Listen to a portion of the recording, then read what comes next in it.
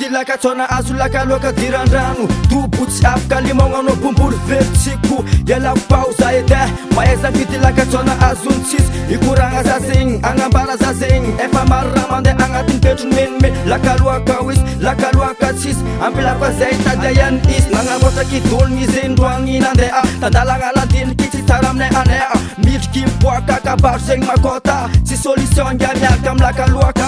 tsy tirako lakaloaka alako za soatobo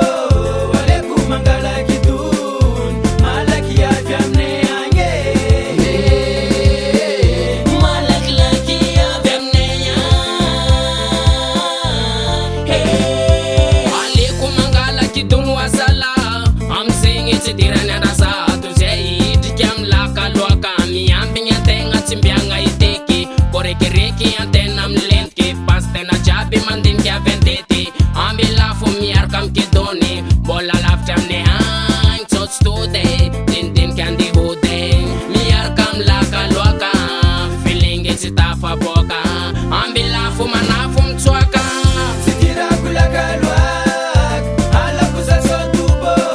aleko mangalaky dony malaky avy aminay agny malakilaky avy aminay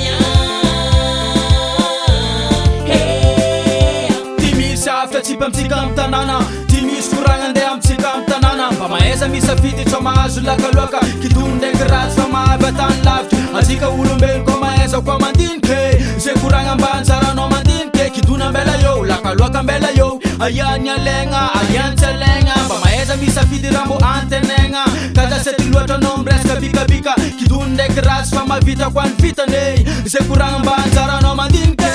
tsy tirako lakaloaka alako za soatobo aleko mangalaky dony malaky avy aminay agny malakilaky avy aminay